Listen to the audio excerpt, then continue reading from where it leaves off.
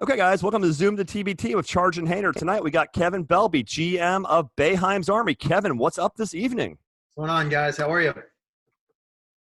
Doing great, Kevin. Appreciate you jumping on tonight.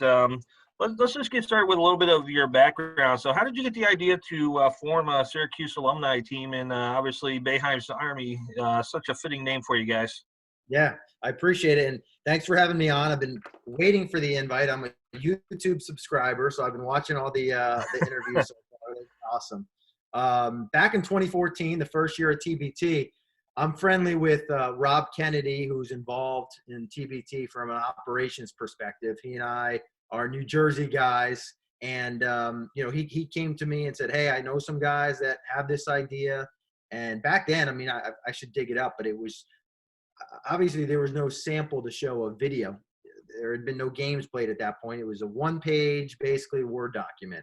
And I love Rob, and I grew up going to his basketball camps in New Jersey. And, he was trying to sell me on starting a Syracuse team. But I just said, it sounds like a scam. This just sounds like something that's too good to be true. Are you a prince? Are you a prince, right? Are you trying to get my money? Do you have a bank account? Right, exactly. And I was like, $500,000 for a single elimination, like winner take all. I never heard of anything like it, and now we're kind of used to the idea. But back then, I mean, that's really what I thought. I thought it wasn't real. And, I guess in fairness to my 2014 self, the tournament has evolved in so many ways. Back then it was, I know one of the original ideas was to make it almost like a Big Brother format, because when they were building the idea in the early 2010s, the reality shows were all the rage, in terms of Big Brother and Real World. I mean, those shows are still on, but not like they were then. And they talked about having it like everybody living in a big house and then going and play the games. And, but really once the idea got going, it was live events, and that's really what is the name of the game today in sports television, which is why everybody is struggling with no live events. But anyway, so that I heard about it that first year. We didn't put a team in, but I did watch the championship game. ESPN was not a partner, but I know that, they had conversations with them and they watched it as it went on, and they said, hey, let's put the championship game on ESPNU. I think they did it as a flyer. So I was able to watch it, and a Notre Dame alumni team won it. And I just, from that moment, I pretty much said to myself, if, we were back in the Big East then, so was Notre Dame. And I said, well, if Notre Dame can do this, Syracuse can do this. It was really just a competitive thing. And that's really where the idea was born, watching that first championship game. We kind of went off to the races from there. Yeah, and I mean, you guys came out hot. Like 2015, you guys made the Elite Eight, almost made it to the Final Four. And I was actually at you guys' first thing. I was actually down in Philly. My girlfriend's a huge Cuse fan. I do remember your star guard and spark plugger at Devendorf trying to, I believe, fight the entire 20th and only team. Do you remember that? I probably have a different recollection of it, but that's kind of when you're playing for $2 million. Guys are willing to do whatever it takes, and I do to this day. Will go to my grave as well, saying he didn't start that, but he was willing to finish it. And it was kind of a classic. Afterwards, everybody is, what. That was a great battle. And honestly, TBT posted a highlight of it the other day or last week. And that, to me, is one of the most underrated games in TBT history. It was an overtime game. We had a ton of fans there, but so did they, because it was a LaSalle alumni team in Philly. I mean, that was, I think, a 96-91 overtime final. It was one of the best games in TBT history, no question. And, we've had a lot of classics in our library here, in our history. And that was, we have a ton of respect for those guys, both that night and, looking back on it. Yeah, I mean, you guys do have a great history looking at some of these things. I mean, Final Fours, Elite Eights. I mean, last year's obviously kind of going down your own home floor to Burley Love, which we had them on. You'll get to see them talk a little bit about you Friday, so we might ask you a little bit about that. I'm looking at the roster composition, and we can definitely get Charge in here about some of, because I believe Ayo played at one point. Did he play in Canton at one point, Vince? I believe we lost Vince for a second. That's fine. It's the nature of the internet in these times. So I'm looking. Oh, hang on. He's almost there. Hey, Vince, you guys had Ayo, right, in Canton? Yeah, we had Ayo, one of the best Charge players of all time. And believe it or not, Malachi Richardson, the Canton Charge, hold his returning rights. He was traded. I can't remember what the trade was for a couple of years back, and he was with us for 3 games, didn't appear in any of them. I don't know if he's rehabbing or had an injury or whatnot. But, yeah, actually 2 charge guys have appeared for Syracuse or on their radar for this year and last year. Yeah, there's a lot of guys they can go from, obviously. I mean, so looking at the roster already, you've got obviously Devendorf, Nichols, obviously a great knockdown shooter on the wing, Trish at the guard, and you're adding a couple. So you got the combo backcourt, you got shooting all around. And then you add the stretch 4 of Tyler Lydon. You add Malachi Richardson, a guy who's just like a bucket getter. Like, how's it going to help the veteran team? You guys have a slightly older squad. How's it going to help adding the young legs of Lydon and Malachi Richardson? Yeah. Well, we love having the veterans part of it because I think it is important to have guys who have played in the tournament, know the Elam Ending, know that just because you play in the NBA, that level of competition of this is going to be really good. And I think you've seen some teams that have just come into this because they've got NBA guys think they're going to run over guys, and that, that's not the case. So we always want to have some good veterans like Devendorf and like the guys you mentioned, but it's really important to have these younger guys who are really hungry, who can play multiple games in multiple days without getting tired. And both of them too, I think, add a dimension of they're both NBA caliber players. I mean, both first round picks in the last couple of years. That was no accident, no mistake. And I think they're both hungry, looking to prove themselves. I tell my guys, this is a great opportunity to win a lot of money, but it's a great opportunity to make even more money because, you go on ESPN and you score 30 points. People are going to be watching this, especially hopefully this summer. The tournament comes back and it's in a prime, television time where people are wanting live sports. I think it's going to be a great, even better opportunity than usual. So Lydon, it just really, him specifically adds something we've never had in terms of a mobile big. We've had some great defensive focus bigs, some great kind of back to the basket offensive bigs, but nobody who's 6'10", 6'11", can step out and shoot threes, also go inside and post you up, and be one of the fastest players running up and down the court. So he's can't really say enough about him. And then Malachi, the guy he's an NBA level scorer who can score from all 3 levels.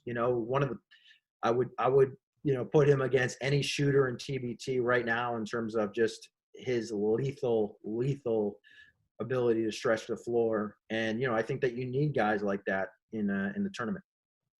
All right. Yeah, so you got 5 guys locked in right now, the guys that we just spoke about. So obviously probably plan on adding another 4 or 5. So do you already have those guys selected and waiting for the grand reveals, or are you still scouting? And where do you feel that you need to fill a need? Like I said, such a storied franchise going 6th round of 16 or better every year. So where do you think you need to improve on this 5-man you have, and what can we expect from you guys?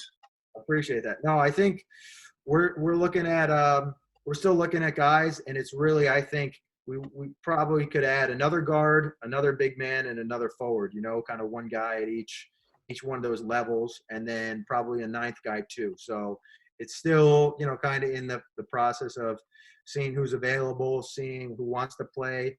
And I would expect some more announcements coming very soon.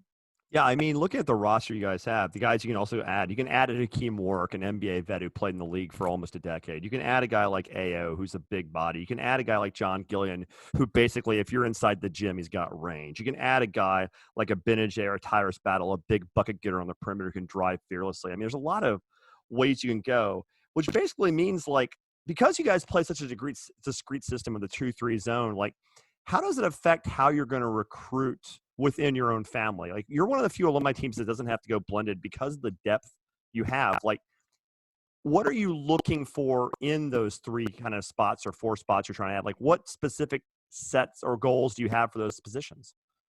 Yeah. I mean, this sounds kind of simple, but number 1 is wanting guys who want to play. Yes, I'll recruit guys, and that's what I do on my side job, or my main job, I should say. I'm recruiting guys all the time, but I don't want to sell guys too much because I want them to want to be a part of this, and I think that it's the Devendorfs and the Warwicks. I mean, those guys are willing to do, like I said earlier, literally whatever it takes to win.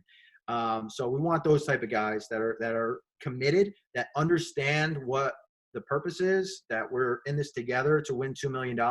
And, it's a great, I definitely have a great pool to choose from, but also these guys have to be coming in willing to accept the roles that, the coach has for them, Ryan Blackwell, and that they'll find themselves, because every one of these guys that are on the team, guys that you've mentioned, they were the best player at Syracuse in their era, but they might be the ninth man for us, which can be hard for them to accept.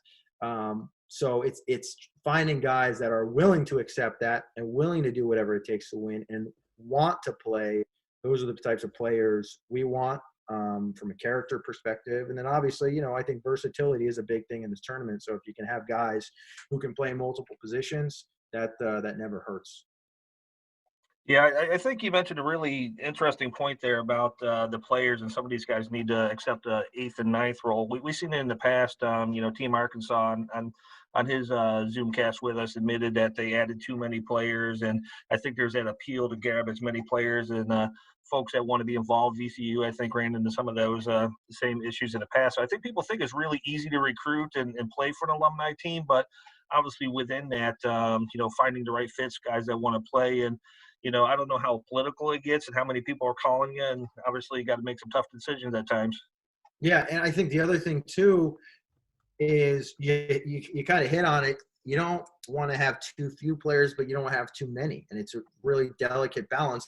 And the thing you've got to keep in mind is this is not an NBA game that's 48 minutes long.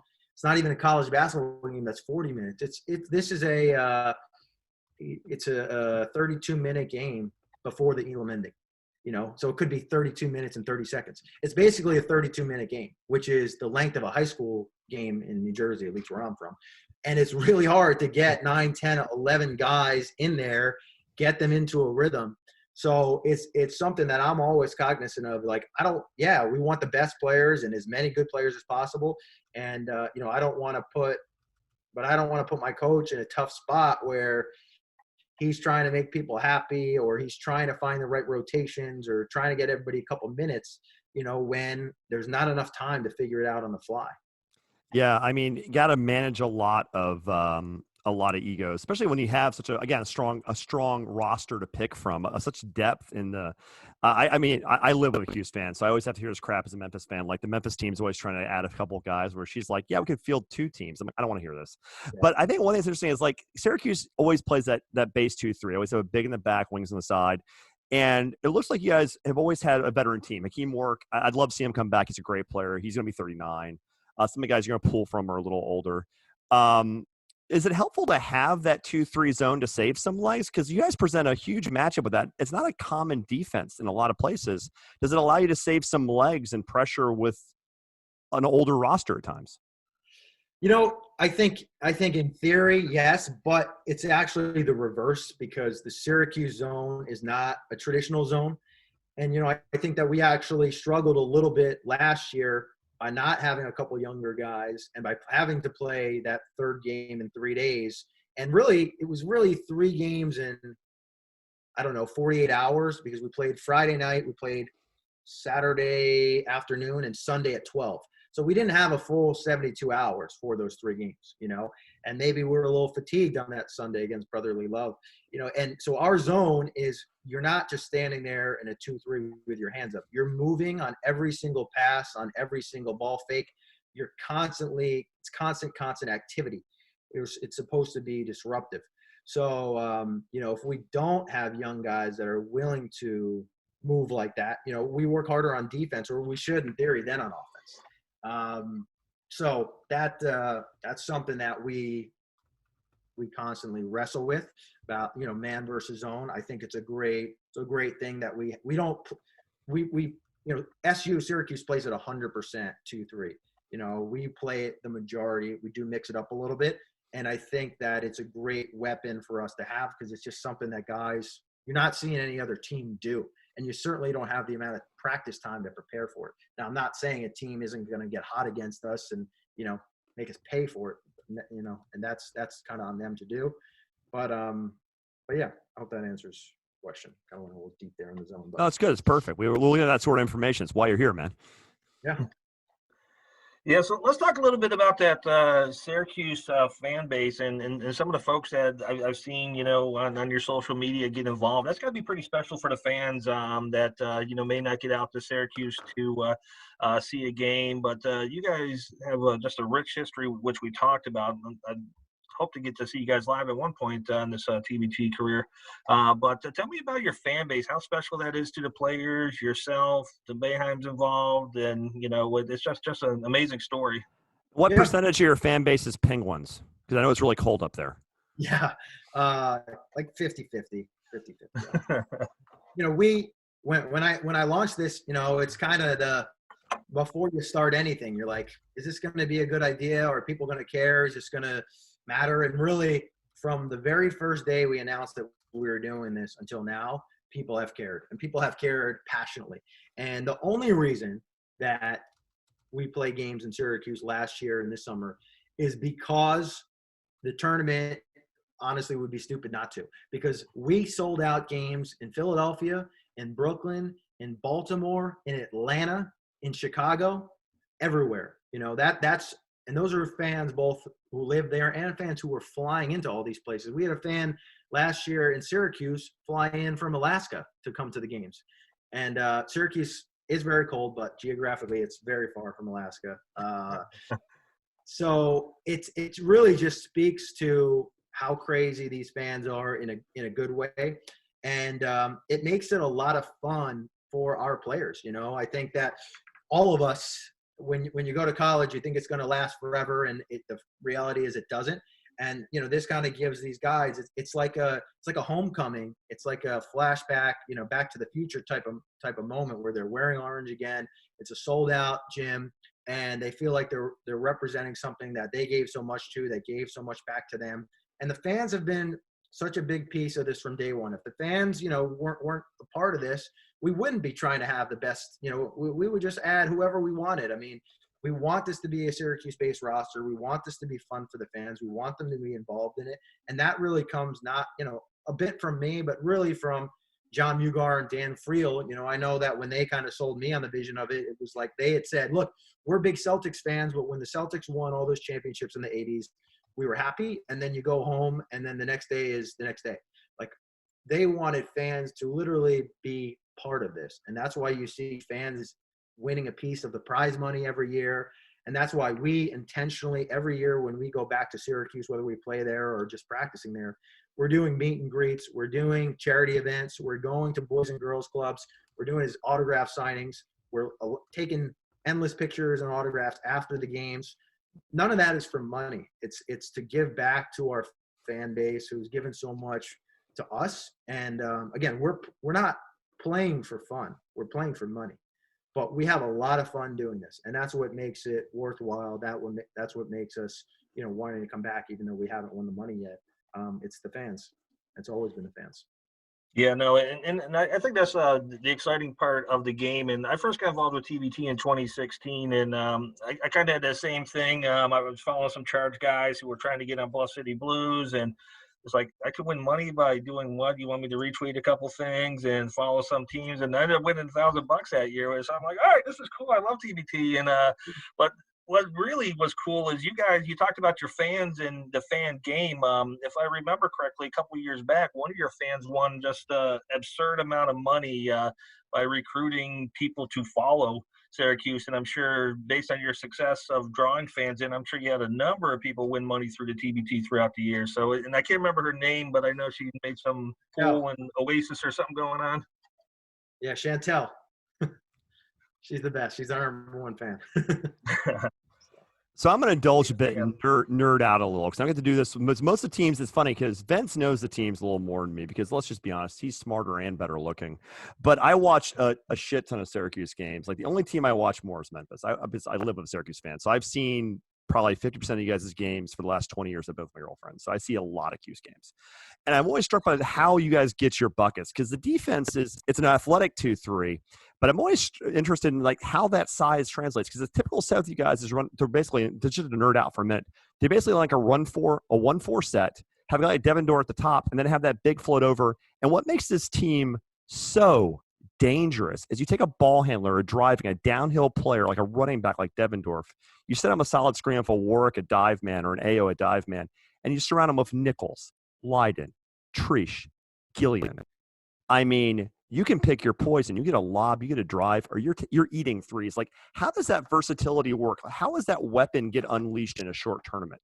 Yeah, well, I think, and that's why it was so important for us to add somebody like Tyler Leiden, where you're getting all of that scoring, all of that dynamic offense now from 5 positions. You know, not to say we haven't had centers who couldn't score, but they couldn't score like Tyler at an NBA level and step out, 25, 26, 27 feet and bombing threes. I mean, Tyler, He can pop that. He can pick and pop. Yeah, he shot over 40% in 2 years at Syracuse. Yeah. So, that he's not somebody who's just going to stand out there and set a pick. He's a legitimate threat. So he's huge.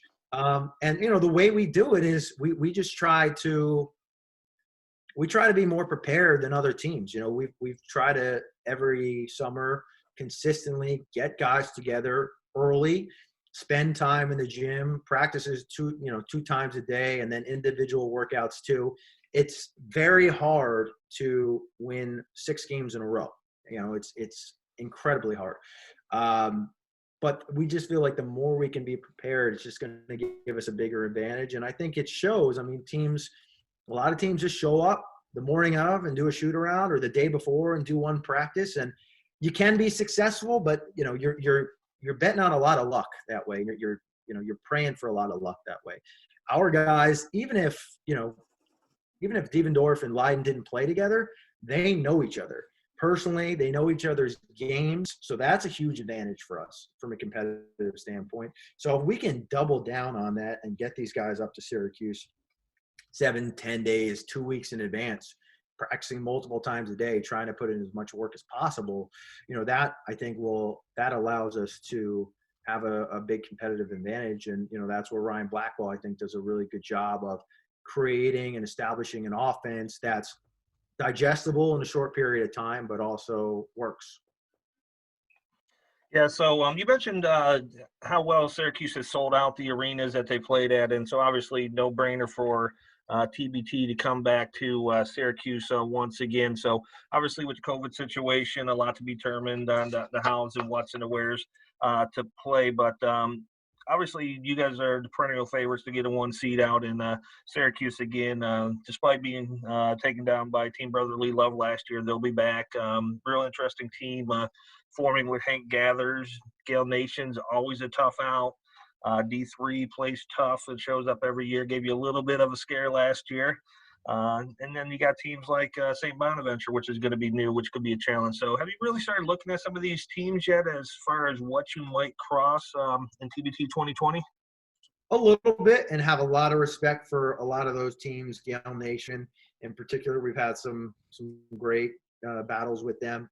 D3, obviously, they gave us a hell of a game last year, put a great scare in us, and had a lot of fun playing those guys. But in general, I want to focus on us, and I don't want to be reactive to other teams that are in our region or other players that are being added.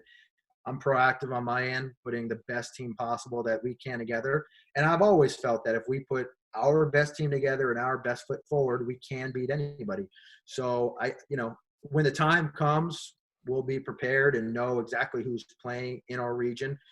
We've also, from experience, I've seen so many teams, year after year, this hot new team pops up and then, they don't make the field, or their players don't show up on, the first day of the tournament, guys who said they were going to compete. So because of all that, I just try not to think too much about anybody else and just try to focus on us. Yeah, and I mean, it's what you're talking about the teams too. Like, you can tell how deep the Syracuse roster is because already your old friend Rick Jackson's playing for Hank Gathers, and it just shows you how deep that Syracuse is because there's no room at the end. We talk a lot about how great the program is, both your team, Boeheim's Army, and its core group of Syracuse. But what's really interesting is, like, we're all big fans of the Elam Ending. It's a core organizing structure of the tournament now. It's got a lot of fans. The playing to a point number is really interesting. But we've always been open about the fact that even though we're fans, there is an opportunity cost. And I think you especially are very able to talk intelligently about this because probably the greatest modern overtime game of all time was that UConn Syracuse Big East game that I turned down tickets to, and I haven't given. My girlfriend still hasn't let me live that off. But like as a guy who organizes this, who has experience on both ends of that, with having the great overtime game versus seeing the Elam, like, can you speak to both how good the Elam is, but like how you see maybe or maybe you don't see that opportunity cost? Yeah, I mean, I think the Elam Ending is really interesting, and I think I think Nick Elam is an absolute genius, and I appreciate him both for his creativity and for the fact that he often picks us in his bracket to advance. But I personally love the traditional format of basketball, and I just think that the 6 overtime game is a perfect example why. There's a reason why ESPN has shown that game 10 times during the quarantine so far, because you can't duplicate that. You can't be duplicated, can't be replicated. And I think the Elam Ending provides a lot of excitement, but to me, so does basketball in the way that it's currently played. So I'm not, that my preference would be to play the way, play kind of a traditional style. Yeah, so obviously COVID's kind of the story of March, April so far. So as a GM, you mentioned the players, a lot of them are still working out and getting their workouts in. But as a GM, how does that impact you from a planning and strategy standpoint? Because there's a certain amount of uncertainty with this. Every indication that there's going to try to get some sort of TBT in this year. So how's that impacting you as a GM and what you're trying to do with the team? Yeah. The other thing I just want to say, too, that just popped in my head about the overtime is that Boeheim's Army has had some epic overtime games. Like I mentioned, the LaSalle game, that was an overtime game. We went to double OT against Gale Nation. I think the final score was like 99-96, something like that, in Philadelphia. I mean, it was insane. And I'm probably missing some other maybe one more overtime game we had too. So again, I'm not necessarily anti-Elam Ending. I just love kind of the traditional format of basketball, and I think that I'm excited to see where it goes going forward, and excited to see where basketball continues to adapt. It was awesome to be a part of TBT and see the All-Star game have the Elam Ending this year. Yeah. But there's also the All-Star game. The last couple minutes of it took over 10 minutes, or so, because there were a lot of fouls at the end of the All-Star game, and there were a lot of free throws, and there was a lot of stoppages and trying to figure out the timing on the clock there. So it's not perfect either. And I think we're all trying to figure it out. And I give props to TBT for trying to figure it out along the way too. But yeah, sorry, we're going to say something. Oh, go ahead, Kevin. Yeah. With the pandemic, I mean, I think that it's kind of, there's a couple things going on that I'm monitoring. I mean, guys want to play basketball. So guys have had spring leagues canceled or summer league canceled, and they're hungry to play. And there's also, I think, international leagues, but there's also guys that are signed up for international leagues, or planning on signing on international leagues, or are currently on international teams that are postponed. But is the season going to come back, or the upcoming summer and fall, season is going to be canceled? So I think there are a lot of guys trying to figure out what their schedules are going to look like, because I've never, we've lost a couple guys over the years to NBA opportunity or an opportunity in the Philippines, and I've never been upset with that's guaranteed money for those guys, playing at a chance at $2 million. So all of that is still very much yet to be determined. Yeah, lots of things to be determined. It's been a very strange time. But talking about the future in a more hopeful way, like, you guys are obviously one of the favorites. Let's not beat around the bush. Like, you guys will probably be a 1 or a 2 seed. You guys are definitely one of the favorites to take that bag. So, like, honestly, like, what has to happen? You guys have gotten so damn close. What has to happen this year to get you guys that money? It's a great question. And I think that I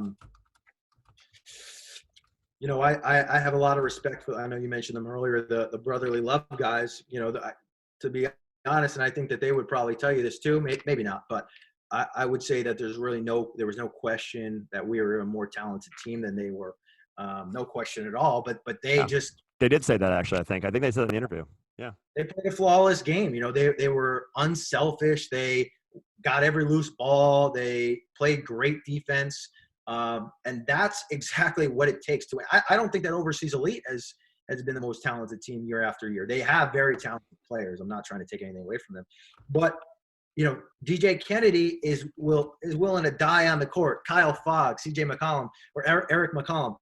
These guys understand it's not about them and whether they score 2 points or 30 points. They're willing to do whatever it takes. And all of that is hard to accomplish with any group of guys, especially in such a short amount of time to prepare. So we need to have that toughness in us and that selflessness, and that ability to just see the bigger picture and limiting the mistakes. And like I said earlier, it's a short game. It's a 32-minute game. You make turnovers, you take a couple turnovers and a couple bad shots can really change the whole game. And we played Overseas Elite. We've only played them once. I wish we could have played them a couple more times. We had the privilege of playing them in 2017 in the Final Four. We only lost by 4 points. We were there really the whole game. But, when looking back on that game, it was a couple turnovers. It was a couple forced shots, that somebody was, maybe somebody was double teamed, maybe somebody else had a look. And when you're playing a team like that, that's not doing that and it's not making mistakes, it's going to be hard to beat them. So that's kind of the mentality that we want to embrace. Perfect. Yeah. So before we get to closing, one thing we always find interesting is, especially from a guy like yourself who's been around TBT for so long and have such success over the 5 years that you've been in it. What's been your favorite TBT moment so far?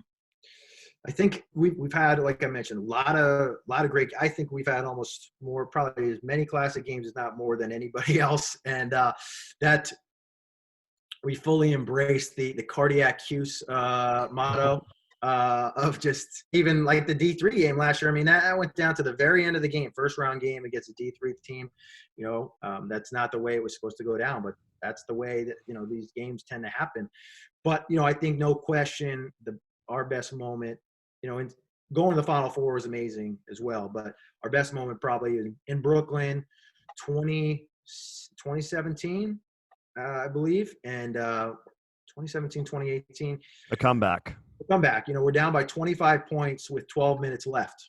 I mean, you just think that the game is over. And I'm not playing, so it's like I have no control of it. But I'm in the huddles, and I thought, and I was very wrong, I thought that we had given up, because I'm looking around the team and there's nobody that's saying, let's go, like, we're playing for $2 million. Hey, like, get back on defense. There was none of that. So to me, as somebody who has not played basketball at that level, I'm saying, because that's what I would be doing. That's what I wanted to do.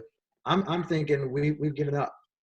Looking back on that, it was not the case. Everyone was just calm. There was they felt no pressure. They felt no need to blame or finger point. And how often are you, 99 out of 100 teams, you're down by 25 points and you're playing for $2 million and you're playing on national TV. I mean, we're getting embarrassed, like plain and simple. And it's natural, I think, as humans. Like, this guy is being selfish. This guy's not getting back on defense and yelling at each other. And instead, those huddles were so calm, so quiet, and it was just a focus, and it was just a one play at a time mentality. And that's really what it was. And once we started to get a stop and a score, take a charge, you could just feel it in the building, the momentum shift with our fans there. They knew by the time it got to 12, got to 10, they knew it was over. We were coming after them, and there was almost a fight after that game too. And I don't blame them because we blitzed them in a way that I didn't even expect, and they didn't even know what happened. It just happened so fast to come back from 25 points in 12 minutes. It's really unthinkable. And again, that was pre-Elam Ending. We did that with a clock, which I think makes it even more impressive. That to me is our best moment, and definitely one of the best moments in tournament history. Get a bucket, get a stop. Get a bucket, get a stop. It's just that simple. From the great white north where penguins roam, Kevin Belbey of Boeheim's Army. Thanks a lot tonight. Thank you, guys. And last thing I want to do is I haven't given any shout outs to the two people who really made this possible, which are Jim and Julie Boeheim. And, Coach has been so supportive of this from day one. And I think he's really the reason why these guys want to come back together. Playing for Syracuse, you have a really unique perspective that it feels like a brotherhood. A lot of schools say it, but whether you played in 1975 or 2020, you've had the same head coach. And no other school has that thread there, that glue. And he's been supportive of us from day one. Obviously, we use his name. I think he gets a big kick out of it. He came to our games last year in Syracuse.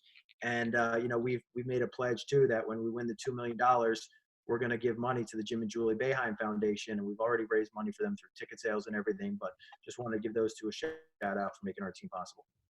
Yeah, no, that's fantastic. I think, like I said, something special going on there with the Boeheim's Army team, with the connection with the Boeheims and giving back to them. They've given back so much to the team and the community, I'm sure, over the years, and giving back to the fans. So once again, really appreciate you getting on, Kevin, and look forward to seeing where life takes us in the next month or two as we lead into TBT and what the future holds with that. So appreciate your time. Thank you, guys. I'm excited for the summer. Go Orange.